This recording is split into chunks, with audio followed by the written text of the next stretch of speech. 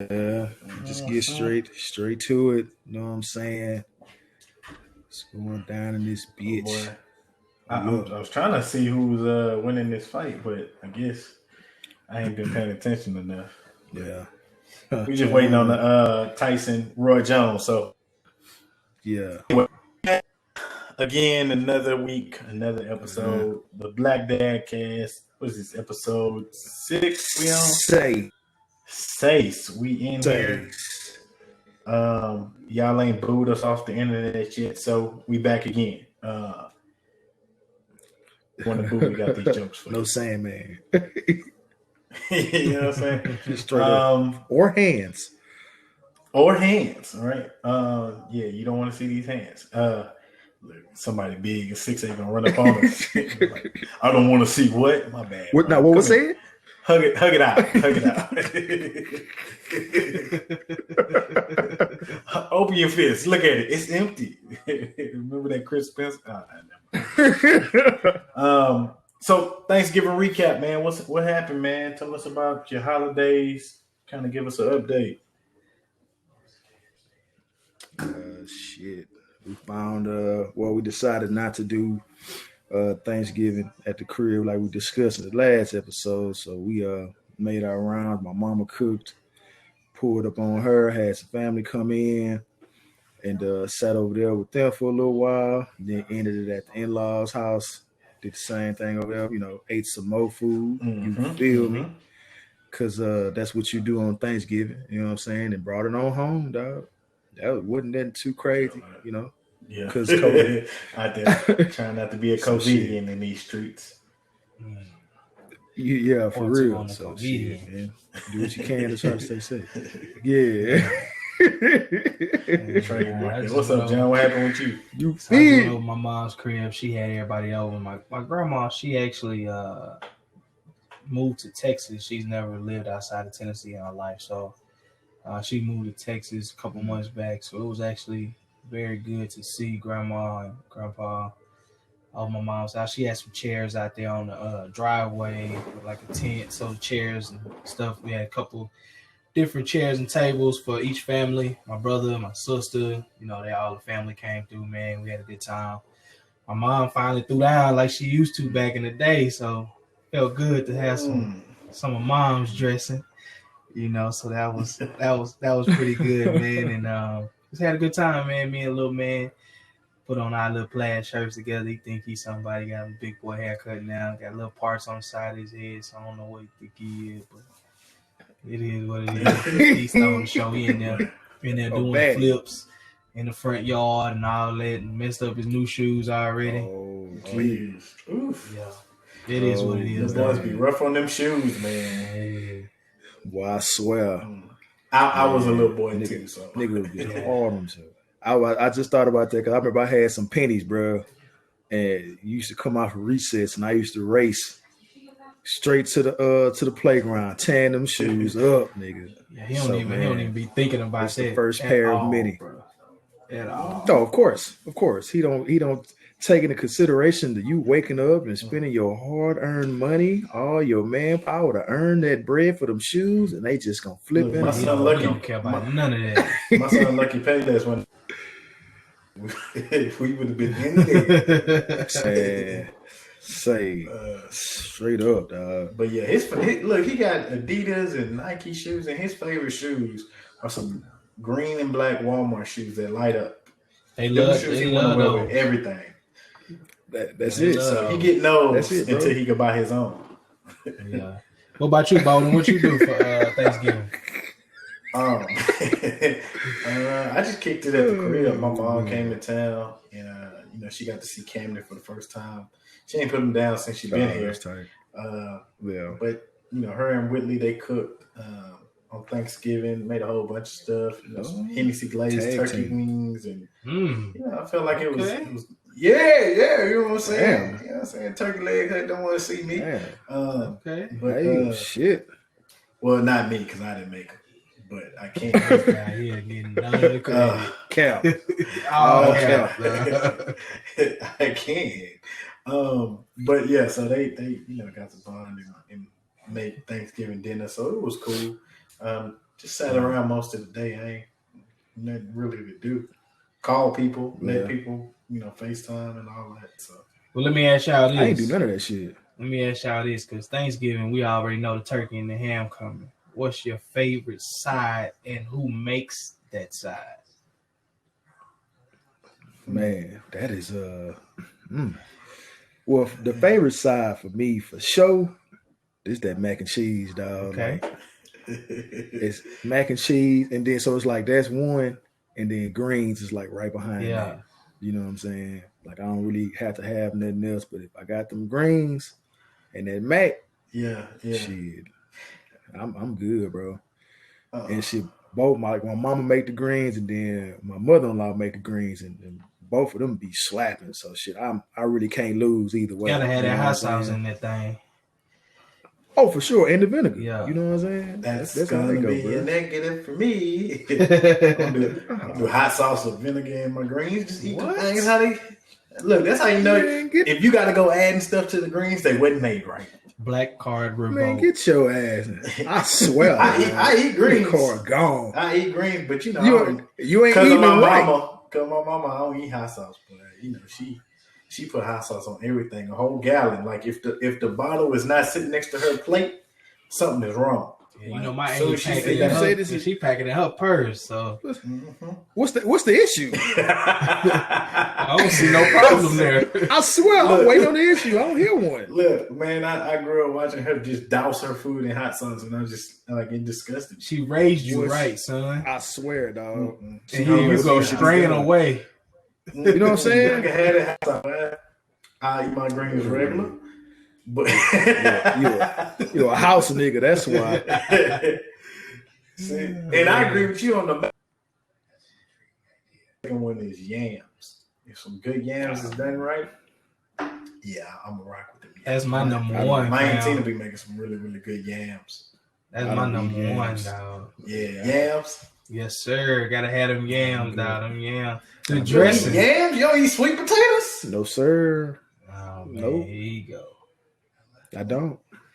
You can take my card now. Yeah, you close. As a black man, how you don't eat yams? Hey, let me tell you what happened, dog. I ate it when I was a kid, and then I think I might have overdid it or something because I started paying attention to little shit. So, like, if you look at the sweet potato, if you bust it down, like the little line that come out of them, you know what I'm saying?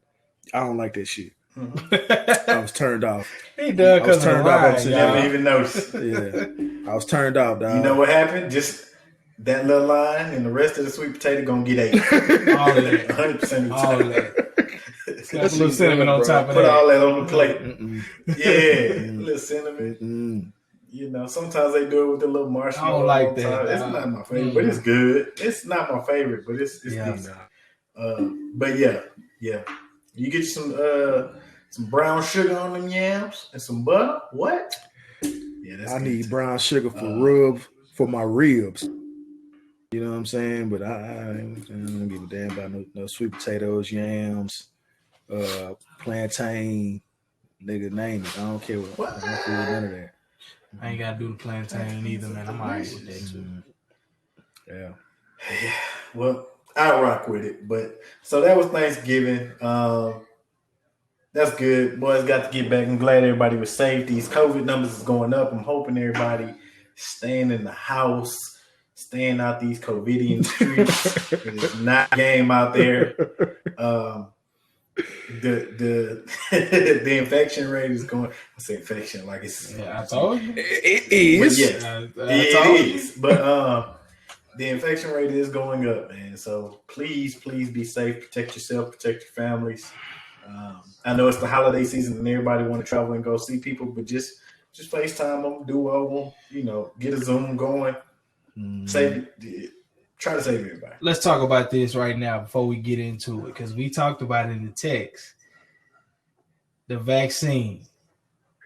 Y'all said y'all taking it. Well, Ryan said he taking it. Yeah, he taking it. We talked about the side effects in the text. Are we still taking this vaccine? Hell no. No. You start, man. Not at the front. I'm not first. Shall I tell everybody what the side effects are? Shall I pull up the text messages? Go ahead. Man, yeah, for context, yeah, go ahead.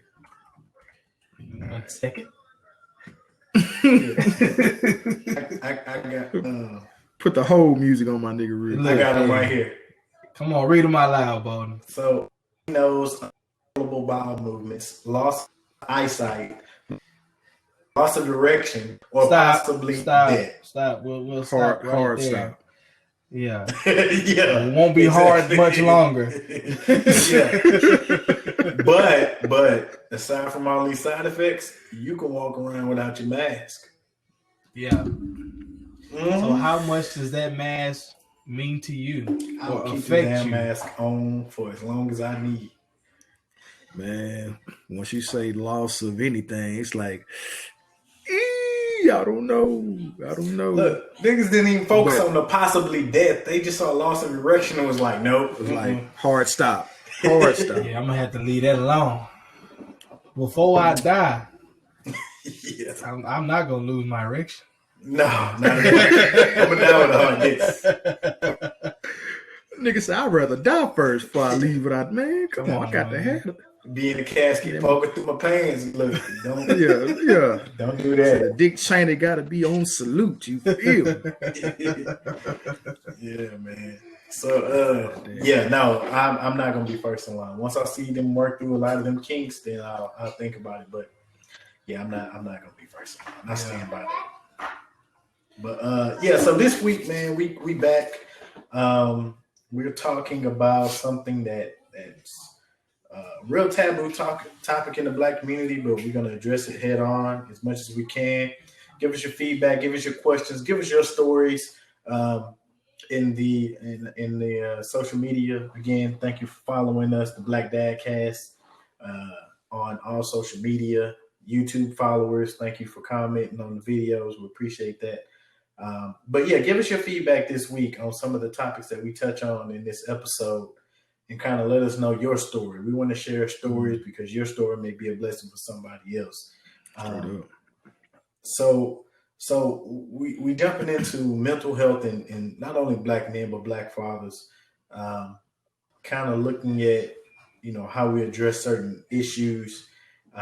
So we're gonna start here because all of this would apply to us. So husband and father, which one takes more of your mental space, and how do you balance them? Oh man. So I mean, the easy answer is 50-50, of course. But I'm always big on being a husband first. So it's just a chain of command the way God ordained it, And I do think there are times where we could stress a lot more over our spouse than anything else. Give me 1 second. Ryan, go ahead and take over. I'm going to come back in. Oh, okay. I'm just piggyback a little bit what he said, man. That's just how I go. Chain of command. Really, your husband first, making sure that's right, and coming on in and being a father. But it definitely is. It's an easy answer to say, but that's the truth. You know what I'm saying? Like it's like a 50-50 pool, and you towing the line every day. You know what I'm saying? It's equal.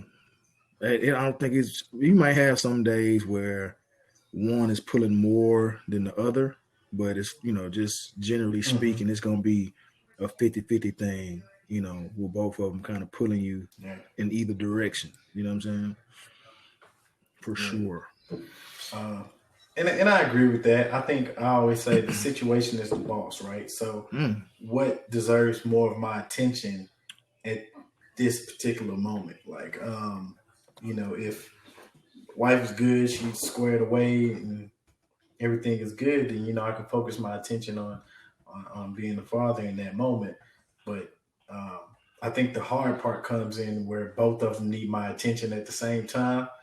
for whatever the various reason is, and then I got to figure out a plan. Like, okay, all right, you do this and you do this, and both of y'all is everybody's pulling at my mental strings, and I got to be like, okay, yeah, I got to figure out something because you can't back down. You can't just cower in the corner and be like, all right, I give up. It's over. And so I think that's the meat and potatoes right there. Like when it get down to the everybody needs a piece of dad, everybody needs a piece of husband at the same time. And you got to figure out a way to kind of manipulate and give everybody their attention. Yeah, that's tough. And I think with me, it's a little different because I got 2 kids now, and I'm always cognizant of making sure that like I'm not too overly giving too much attention to one kid. You know what I mean? Because Caleb pays attention to that. He's emotionally intelligent to the point to where, you know, if I'm sitting there hugging and kissing on Camden all day and he's looking, he already be wanting my attention. He'll be sitting on the couch, on the other couch, and if I sit down with Camden, like he'll come over and, can I sit with you? Oh, like, that's adorable, dog. You know what I mean? Like, but I know he moves a lot, and he could easily like hit one of those. Like he never sits still. So I got to find a way to hold both of them while keeping him from like headbutting Camden or something. So it's one of those. It's a constant test. Yeah, Caleb don't like it. It is adorable. I'm gonna drop a dime on this nigga. I don't like that shit. Get out the way, newbie. He don't like.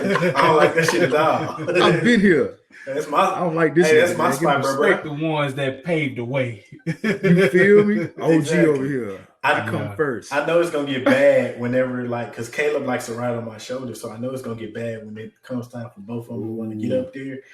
Yeah, like, boy, for to hit the gym. Man, just get ready for it because I was the older brother. You know what I'm saying? And my mama told me she had to pop me multiple times because I used to bite my brother. You know what I'm saying? Oh, man. I beat my sister too. Mike Tyson. Boy, I'm biting this nigga. Yeah, for sure.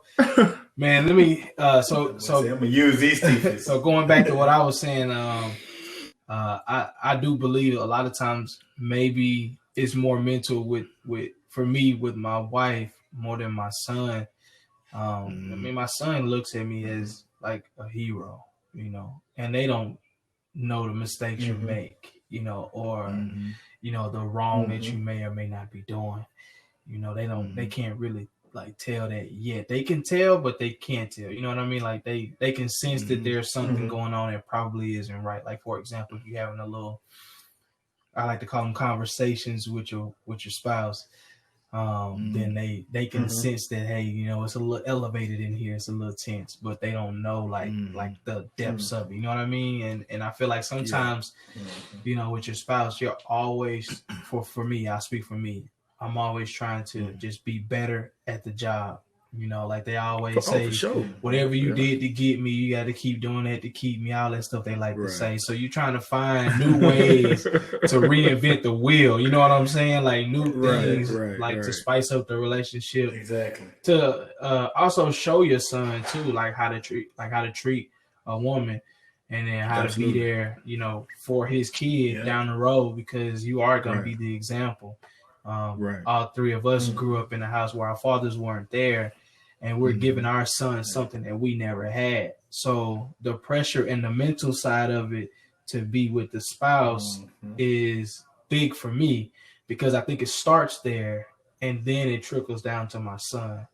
And then like you said, Bowden, when they both have it at the same time, it could be very tough to like pull between the two. You know what I'm saying? Mentally taxing. For sure. So it's just one of them things, man. I always felt like if my relationship, you know, with God, of course, is stable, then my wife is right underneath that. And I feel like when me and my wife are on the same page, it makes it easier for us to tackle the things that we have with our son together, because you have that person that's helping you side by side, you know, and then kind of going from there. And it goes for if you're not married, you know what I'm saying? If you have a kid with someone, if y'all on better terms, it's easier to raise their kid. You know what I'm saying? Y'all can talk about certain things and pull things out of each other that you can't necessarily see when y'all going through stuff.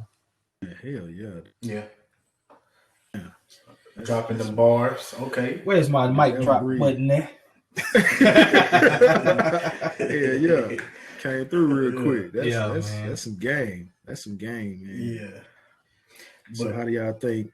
So if we talking about it being, mentally taxing, what are some of the things that y'all do to kind of decompress? You know what I'm saying? Like day to day, what are y'all looking at? What do y'all do? Hobbies, whatever, to kind of get away for a little bit. I mean, for me, I like to throw myself in my work, man. I'm in that space. I'm kind of like that traditional idea of,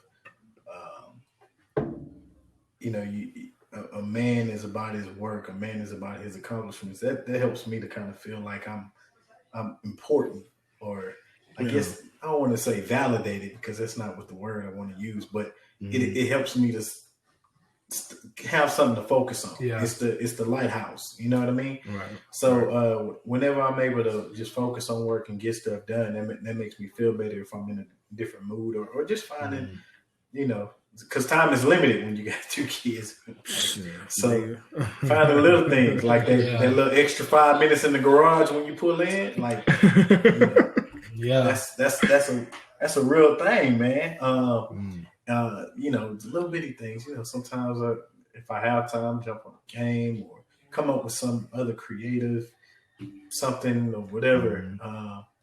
But also just hanging out with my sons, that's kind of like a relaxing thing too. But when I'm trying to not be in father mode, like those are some of the other things that I try to take on. Yeah, for me, man, like I if I can get 30 minutes to an hour of, it don't necessarily have to be a hard workout. You know what I'm saying? I'm not trying to be Mr. Swole over here. I'm just trying to stay as healthy as I can. You know what I'm saying? So if I can, I do. A lot of people may find this weird or whatever, but I do like to run. You know what I'm saying? It clears my mind a lot as the music is playing, or if I'm listening to a book or whatever. That kind of like gets my mind just kind of free for a second. You know what I'm saying? I ain't gonna lie, I play like the Domino's app or whatever, or Spades or something. Just a little game, like whatever, to kind of get my mind off of it. You know what I'm saying? Just to kind of just decompress a little bit. I do prefer to go, try to play a little golf if I can. If I can get up to Top Golf and just headphones on and zone in for an hour, it feels good to kind of just have just a moment to myself. Whereas like Bowden like to throw himself in his work, like I try to like run from work, because then that is another level of stress for me where I'm like, I don't even want to deal with that. I like to find things to me that are individualized things where I'm forcing myself to grow myself, versus waiting on someone else to help me do it, or something to help me do it. Like I gotta like coach myself to be like, all right, you got to get back in the race, but for now, get what you can out of this and then move on. What about you, Ryan? Yeah, that's some good shit. Same. Well, no, I'm not saying, because I ain't been running. I've been bullshitting on that. But as far as like, you tried to slip that one by. Oh yeah, boys be running. Cap, all cap.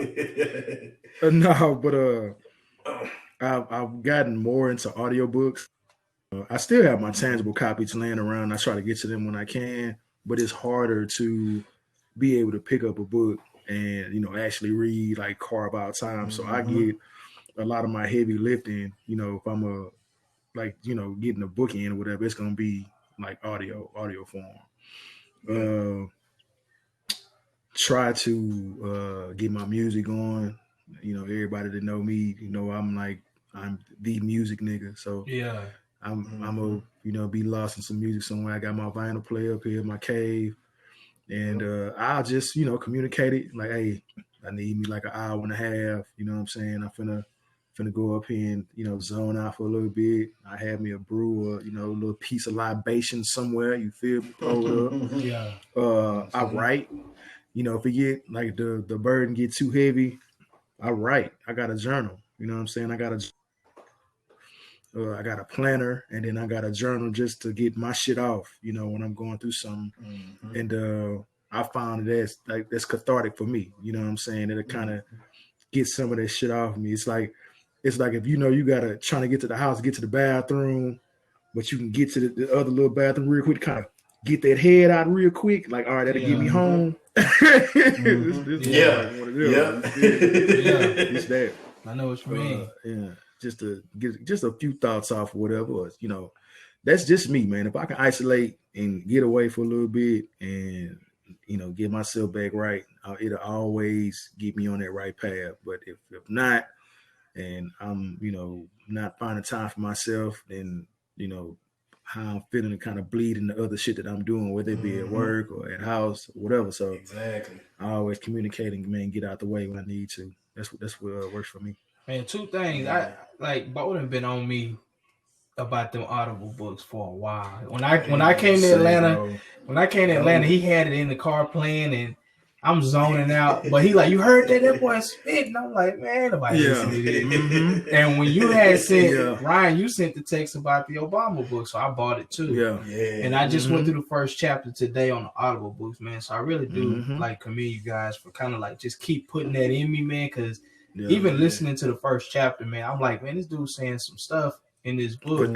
He putting these words together that got me thinking, bro. And I'm like, okay, this is cool. Man. I need to continue this, like, because it's expanding my mind more to think differently about different things, man. And then the whole journal thing, like my handwriting's terrible, but I do use my notes in my phone, you know, and I have letters that I wrote to my wife and to my son in here.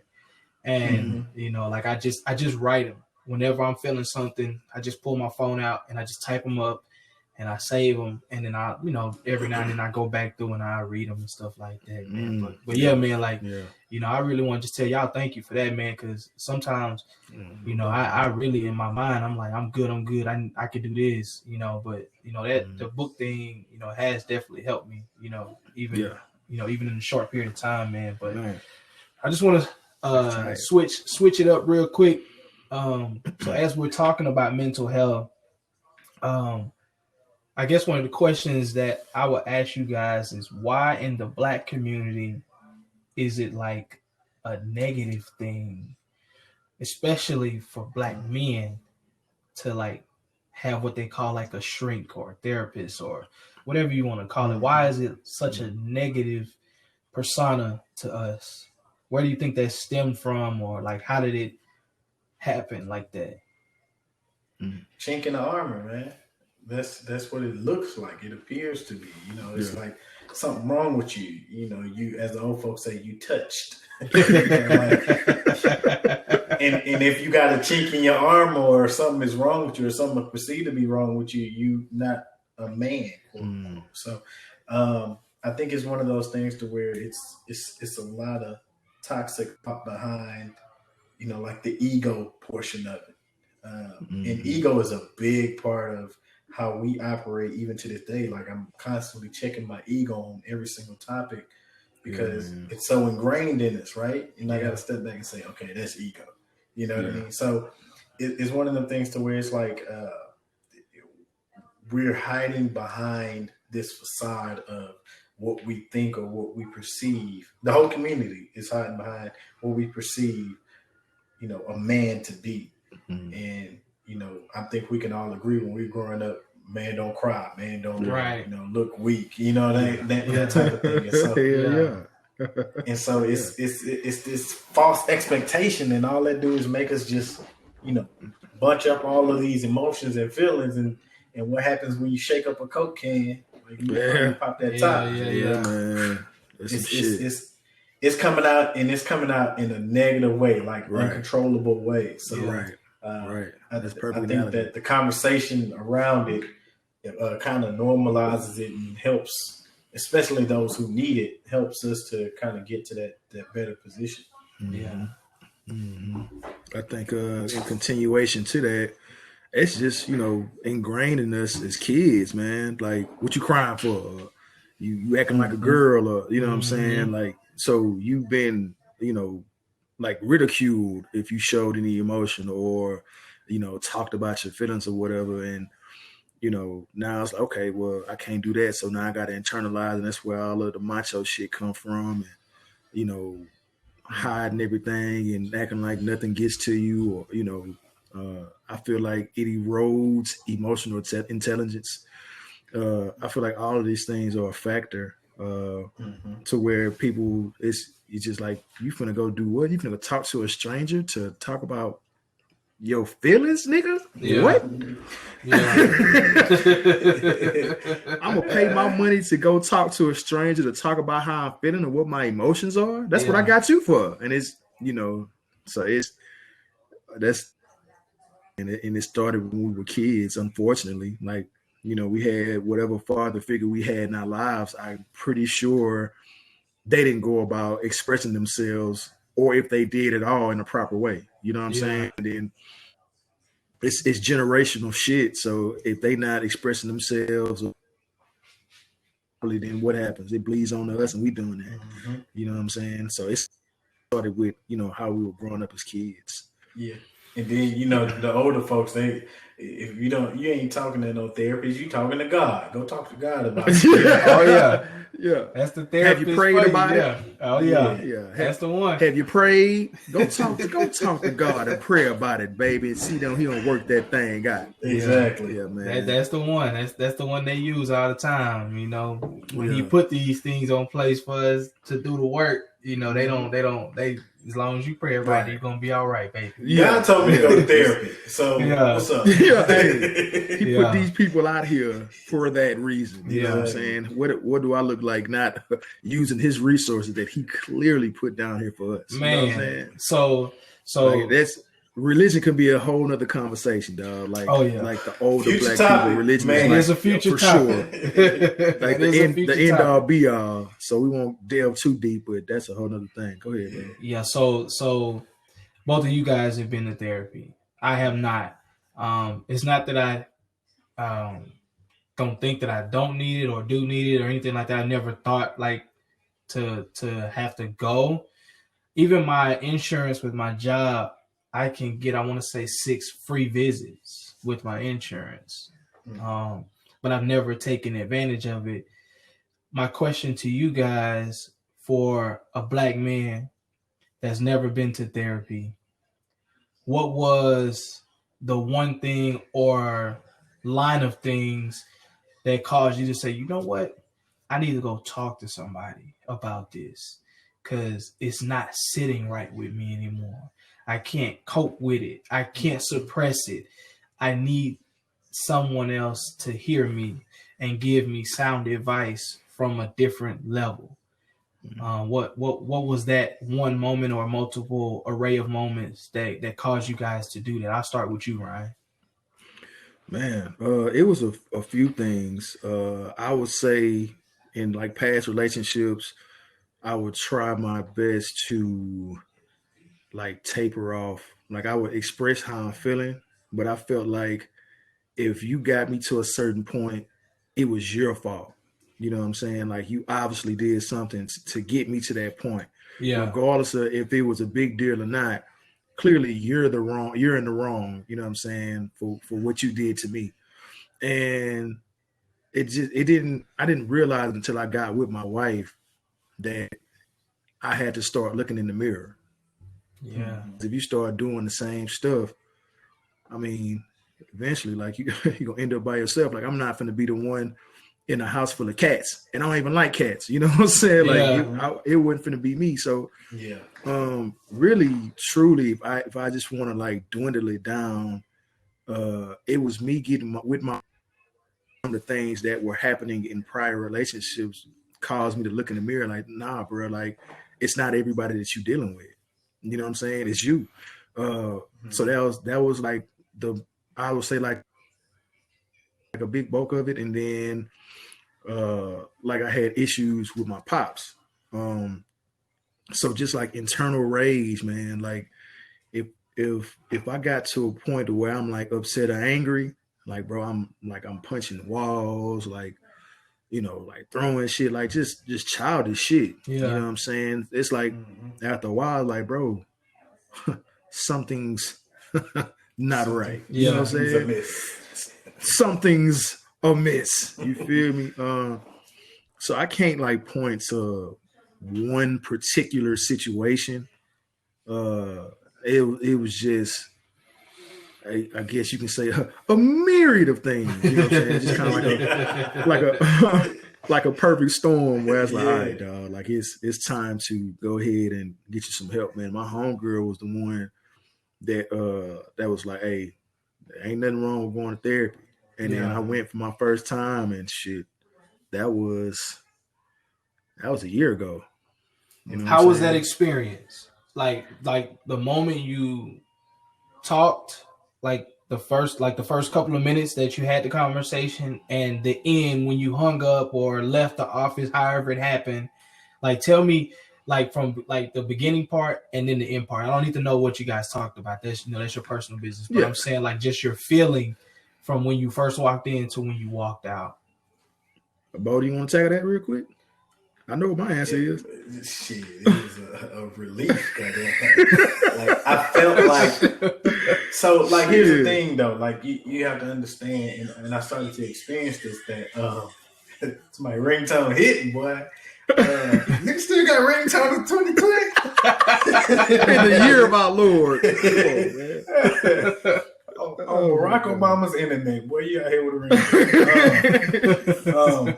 But no, it was one of them things. Like I really believe in energy, so I was able to see and experience how that negative energy, that negative mental energy, starts to manifest itself in physical form. And mental, emotional, it starts to affect all of those different energies that are flowing throughout your body. And so it was literally like, a fat nigga got up off my chest. It's like bullshit. Yeah, it's like, well, that felt great. I mean, would you? I'm thinking, yo, did you like voodoo me or something? It was a surreal feeling because I never in 1,000 years thought that I'm gonna feel a great way after this person that I've never met before. Yeah, man. Yeah, that's really just bothering me. So that's how it felt for me. Yeah, it's literally a weight. Saying like all the stuff, and you just kind of trudging through the snow, bro, and you just get deeper and deeper. And you talk to somebody and all that snow disappear, bro, like you walking on concrete. Okay, all right, cool. You know what I'm saying? Like my first session with my therapist, dog, like I knew I was trending in the right direction immediately. Like I know for a fact this is gonna benefit me and my family. You know what I'm saying? And all my interactions going forward with anybody. You feel me? Like I've talked with my therapist about all types of shit, and it's helped me move in every situation, whether I'm at the house with it, whether I'm on a job, whether I'm dealing with my partners, my family, all of that shit. And I can attribute, a lot of that shit to talking with my therapist about it, for sure. So you both of you guys have gotten started therapy after you got married.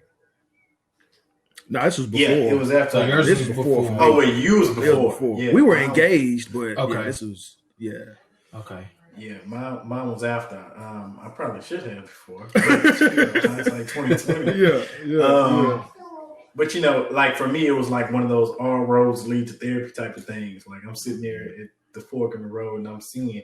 So the job was putting me under a lot of mental stress. I was working as a dean at FAU at the time, and one part of my job was every student who had either a mental health issue or food insecurity or pregnancy or severe conduct or something was wrong, suicide ideation, they had to come through me. And it was me and a grad student. It was 32,000 students spread across 3 campuses. You can assume that at least 1% is going to have to come through and see me, right? So that's one side of my job. And then the other side, of course, having to be around these committees with Dr. this and VP that and Provost this. Now I'm a 27-year-old black man. I was in my PhD program, but they was already doctored up in this piece, right? And I got to sit around the table and say, hey, this is what we need to do. And they got to look at me and be like, why we need to listen to this nigga? What we doing? Yeah. A young 27-year-old whippersnapper. I was the youngest dean in school. Like it was a crazy feeling. So like you spend a lot of time outside of your office building your army. So between those two things that was happening, I'm seeing, students that are in my urban male initiative program commit suicide. I'm all this, suicide ideation is coming through. I'm hearing all people problems all day, like the worst kind. Wow. I haven't eaten in 3 days. I don't have anywhere to sleep. I sleep under a bridge. Like all this stuff is happening. Man. And shit. And I'm internalizing a lot of this. Like I'm taking it home with me. Like I need to help such and such. I need to help such and such. And Whitley tell you there were times I would just come home and sit on the couch, no lights, no TV, just sit there, like just complete silence, complete darkness. And it was really weighing on me. So that was one side.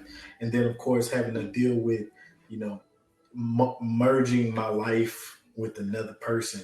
I can remember, and moving in with somebody is already hard enough, but yeah, I can remember like when I felt the little things start to snap, right? So like, this was back when I was wearing suits every day. I come home and Willie was doing laundry and, she had folded and put one of my dress shirts in a drawer and I snapped. I was like, yo, like I've told you before, like, why are you folding my dress shirts? They hang up and take just a month. Like I was going on about a dress shirt. Yeah. And it wasn't even really the dress shirt. That I was just like, it was that combining of the spaces was just, it was an uncomfortable feeling.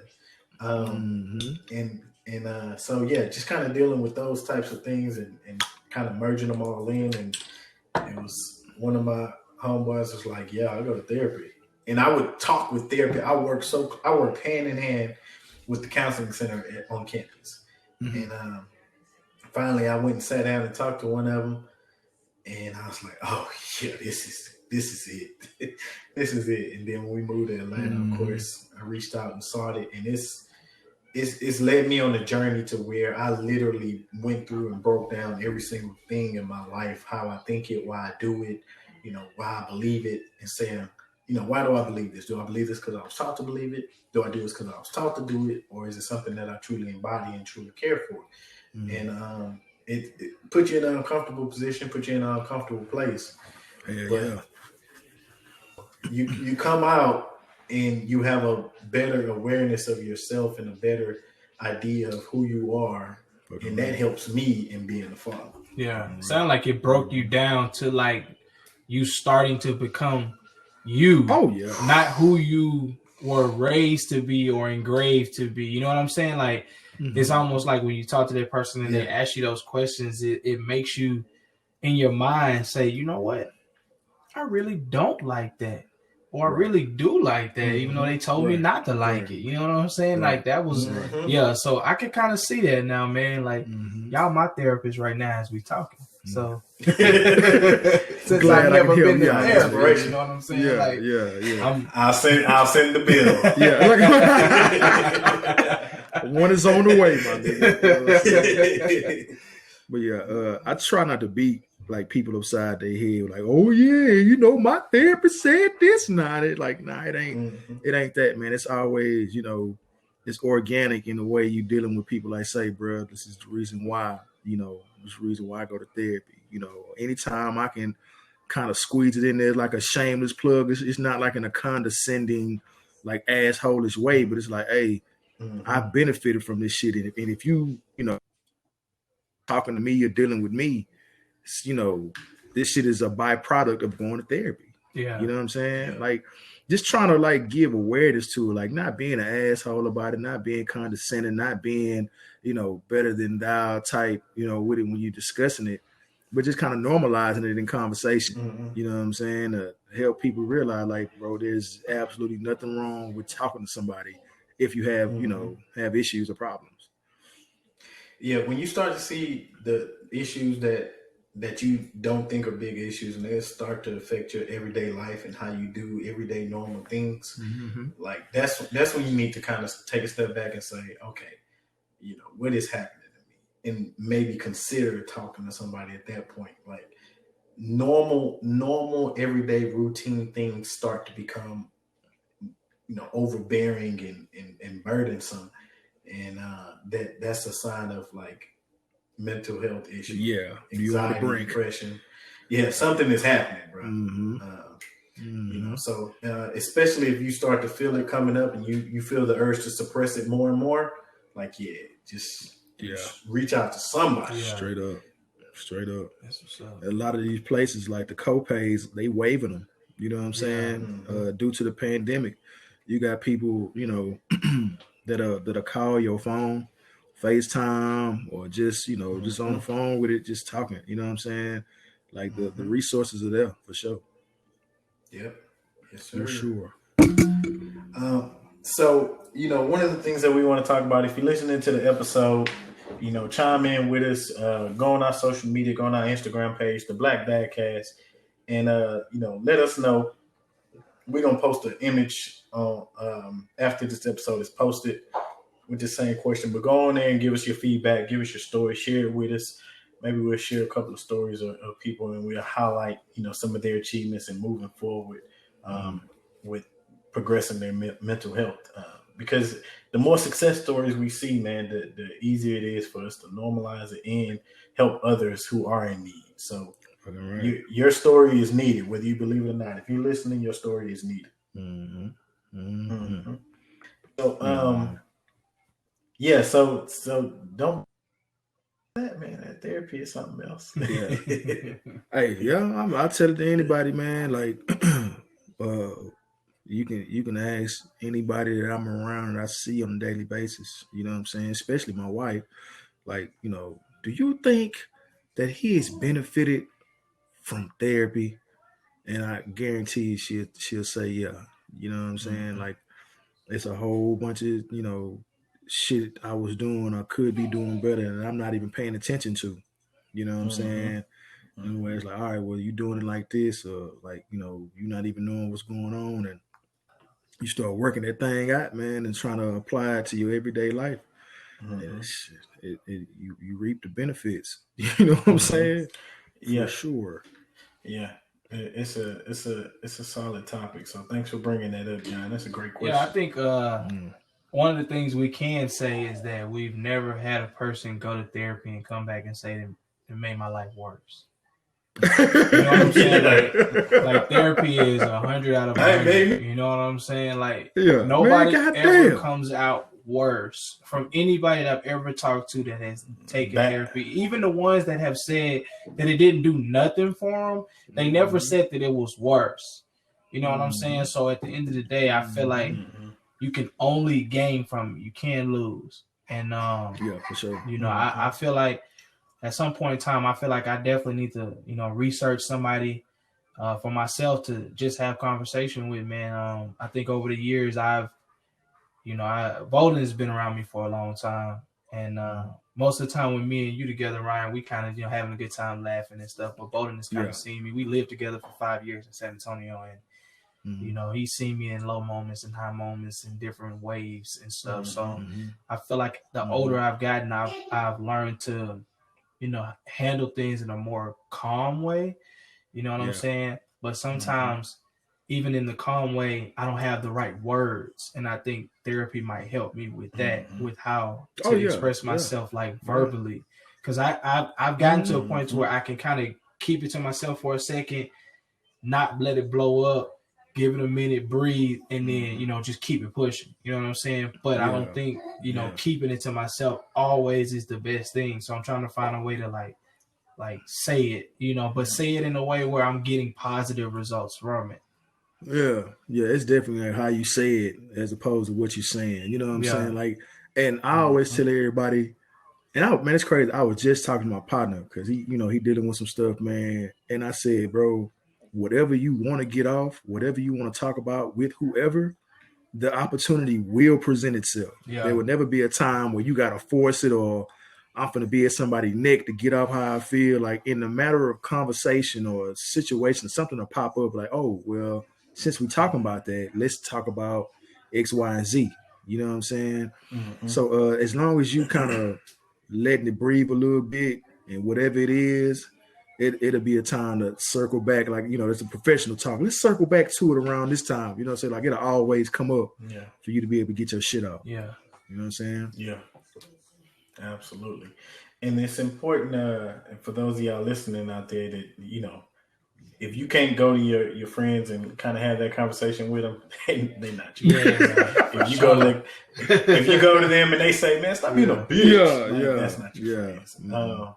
So just make sure it'll help you surround yourself with the right people too, man. In addition to that, some couple resources.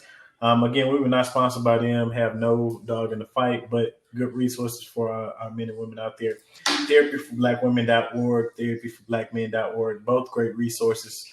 We want to make sure that the sisters are getting a little resource as well, because I know they have a lot of mental pressures as well. So we want y'all to get y'all resources, especially if you're in a relationship or you believe it take a lot to be with me, baby. You better get you some help. Hey, on both sides, everybody go. I ain't gonna lie. Right, you talk about man. Look, me and my wife the tag team on a few sessions, dog. You know what I'm saying? And the shit was it was eye opening for sure, man. Like shit, like damn, why you ain't been saying this? You know what I'm saying? Yeah. Be prepared. So like we referenced the ego earlier in the show, like.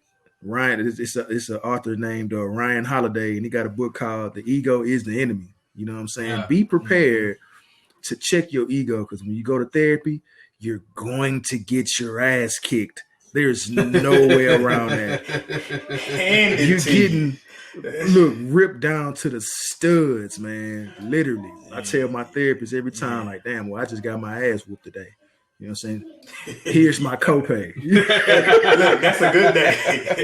That's a good day. You know what I'm saying? I got my ass whooped today. That's a good day. Walk out of there like Ice Cube. Yeah, straight up. If you walk up out of there. But in the back of your mind, that's what you think. You're like, damn, I got a lot to fix. Like, when Martin got his ass whooped by Tommy Hitman Hearns. Hey, I won't fight no more. I won't fight no more. This is that. You just be prepared to get your ass whooped. But that's a good thing, man. I really feel like people, or, black men and women are gonna, dive in the deep end of the pool to do that. And I commend you for doing so, because it takes courage to look yourself in the mirror, keep the mirror there, and deal with your shit. Yeah. So hats off to anybody that's about to do it, that's thinking about it or doing it right now. It takes a lot of courage, you know what I'm saying, to keep that mirror there and to continue to fight and work on yourself. So yeah, I think the first time I actually seen like therapy, like as it being something, was probably in Bad Boys 2 when they did the whole woosah thing. So when I seen that, I'm just being real. When I seen that, I was like, I don't need the woosah. Tripping, bro. I'm good on that, man. Yeah. But my earliest idea of therapy, even though it wasn't even a thought back then, I just thought it was an episode, was on Family Matters, when Carl Winslow had to do the little thing with 3, 2, 1. 1, 2, 3. 1, 2, 3. What the heck is bothering me? Bothering me. Yeah. Hell yeah. I thought that was funny. But little simple affirmations like that, bro. You'd be surprised. You'd be surprised how much that works. You'd be surprised. Straight up, man. Like when you sit down and you be like, all right, is this really an issue? Like, does this really matter? And then you start to breaking it down. Mm-hmm. Yeah. Mm-hmm. Speaking of, a little small caveat, a friend of mine, a client, listening for us, was put together a game called "In 10 Years Will It Matter?" And it's just a little card game, and it has some really thought-provoking questions on those cards. Matter.com. We'll tag a link in the description along with the Therapy for Black Men and Therapy for Black Women. And anything else that may be helpful as a resource, but start to get into stuff like that, especially with your partner. It'll help open up your eyes on some stuff. 10 years will it matter? That's pretty cool. That's pretty, man. Like deep when you think about it, because as you sit down and think about certain stuff that you're doing right now that's pissing you off, you start to ask yourself, in 10 years will it matter? Then you probably can be like, nah, not really. So it's all good. Now it's some deep questions in there. I opened up the deck and was looking through it, and I was like, Well, I'm gonna answer that. I was running from them questions, boy. I was like, ooh, that one at the bottom. Yeah. I don't need none of them problems. Yeah, man. So great resources, man. Do we want to touch on anything else within the mental health spectrum sphere? I feel like this will be, one of them things that we'll kind of talk further into the season. So I think, this is like a great ass introduction to the topic, or the stigma, quote unquote, to what mental health is. So yeah, absolutely. So I'm good. So before we get out of here, of course, we got to follow up.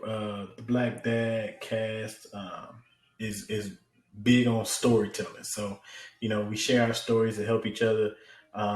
So this week in fatherhood, man, what's your update? What's something that happened, good, bad, and difference? Let us know. John, you want to take off? Man, y'all know I always got something funny with little man, dog. So, man, he really getting disrespectful with me, man. I'm telling y'all, dog. I'm gonna have to take over this house again, man. This boy, my nigga said again. Again. Like, he's a repeat offender. I'm telling y'all, I wasn't made to be a serious father, bro, because I be laughing at this stuff, but I know he deserve a whooping for this, bro. He need a whooping. He need a whooping. I was sitting there, bro. I'm sitting there trying to have a conversation with my wife, and I'm talking or whatever. And, my wife looking at me, and I finished, and he's sitting there watching his tablet. And as I finished, he was like, and who really cares? Man,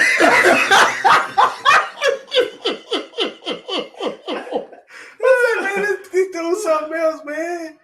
Yeah, bro. He just shot down my whole conversation like it wasn't nothing, man. So, yeah.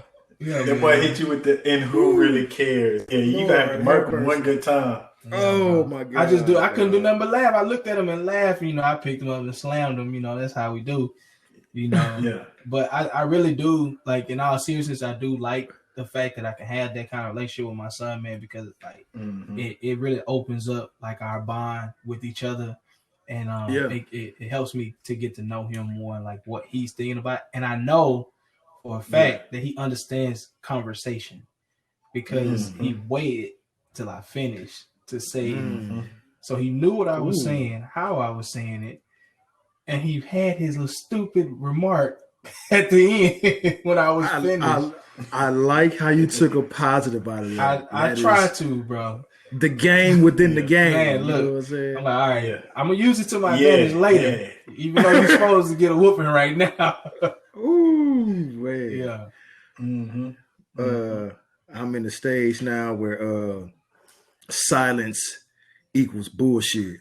You know what I'm saying? So like, if Roman is silent, if me and my wife talking or we watching TV or whatever, and Roman quiet for more than 30 seconds, it's some shenanigans going on. Something up. Something is get that boy the shenanigans. Hey, get it? Shenanigans? Get that nigga shenanigans. So this situation, man. So we send Roman to daycare with a bag. It got his diapers in there, his lunch kit, because my wife she gonna pack this nigga a lunch. He got a extra change of clothes and like his medicines and stuff. And so when I pick him up, I don't always take his bag and set it on the table, so his bag is on the ground. So I don't know. My wife is probably taking a shower. She got home. I was upstairs. I might have been talking to y'all, and I come downstairs. My wife was like, "Come down here real quick," and I come downstairs, dog. Roman has got the Vicks Vapor Rub, bro. He got the dog. It's all over his face. He got Vicks Vapor Rub all in his hair. It's Vicks Vapor Rub on his clothes. It's all over his hands, dog. Like, I'm talking about getting ready, like he getting ready to fight, dog. Like, pores wide open. Yeah. Bro. So he covered like I'm talking about just slathered, bro. I look at Roman, I say, Roman, you got enough? Yeah. Man, kiss my ass, son. Like, it just I got enough. That's all he said. Bro, you got enough? Yeah. Hey, come on, man. The good part is everybody in the house gonna be breathing good. Hey, can snip up the covers. You feel me? Yeah. Look, man. So now my wife had to give him the babe. I would get ready to lay him down. So oil and water don't mix. Yeah. So the water beating up on his chest and rolling down. This little nigga, man. Dog, every day is something. You gotta be vigilant, because man, this little 2-year-old fool, he be all over the place, man. That's my dog, but I just gotta be on top of him, because nigga, 30 seconds or longer, dog, the house is getting burned down. You know what I'm saying? Burned down. Yeah, that's dope. Yeah, man. So for me, this week, Camden, who's now 11 weeks, he's starting to voice his opinion. He's been screaming at 2 a.m, just hollering at people like, "You didn't do this, you didn't do that." He not hollering like crying, like he like ah, ah! I got videos of him trying to talk. It's like he know he's trying to get something out. He don't know exactly what he's trying to get out. So that's where he is, screaming at me at 2 a.m, and I don't appreciate it. But Caleb, bro, it's so funny to see the gears turning on Caleb, because he's in this mode to where he understands motivation to a certain degree, right? So he'll come in, he'll say, "Daddy, can you help me with this?" And I'll be like, "All right, son, I'll help you." And it'll be something probably related to his toys. It could be anything. And I'll sit there and I'll be looking at it, and he'll look at me and he'll go, "Come on, Daddy, you can do it." Did this nigga just game me? Oh yeah. And I know he's trying to game me now, because it'd be stuff that I know he can do. And I say, "Nah, Caleb, you can do it. You know how to do it." He's like, "No, Daddy, you can do it. You can do it. Come on, Daddy." He cheering you on. Yeah, he cheering me up. He trying to hype me up to get me to do it for him. I was like, bro, you ain't nothing but a swindler. That's what you get. Oh man. This is my game, bro. You know what I'm saying? Yeah. I'm from this. You can't. Your fast is slow to me. I've been here before. Denzel say you can't bullshit a bullshitter. I was born in this, molded by it. What? Wait till he play them emotions back off on you. These kids, I'm telling you, they coming with it now, man. Either that, or I'm just that naive with my son. Yeah, it might be both. Dog. It might be. These blinded. These new model kids. Yeah. They advanced, dog, for sure. They need more movies. But yeah, so yeah, give them more whoopings. Dallas ass whooping. John Little tagline: give them more whoopings. Yeah. Got more ass whoopings on the docket, baby. Man. You know what I'm saying? Yeah. So that's where we are, man. Another good episode. I appreciated this episode. I'm pretty sure there's a lot of people who's going to listen and appreciate this episode for the resources and the stories that we share. So we appreciate everybody tuning in again. We appreciate it. Yeah. I'm going to say my goodbyes. Any last words from you fellas? Keep riding the wave. You know what I'm saying? Keep sharing. Keep giving your feedback. Keep doing all that shit. Yeah, man. I just want to say my wife, OBGYN, gave us the clearance to go ahead and try to have us baby number 2. Yeah. Y'all keep us in y'all prayers as I continue to practice over here. Yeah. Let's go. Drop that off, sir. Let's go. So drop off the Boy, baby battery. Trying to have me a little Christmas gift together, coming, man. So hey, man, let's see what we can do, man. Well, do that. I'm finna send this playlist over. Hey, it's about to be popping. Say, bro, hit me on the list, I got it man. over here. Send it to me, over here, man.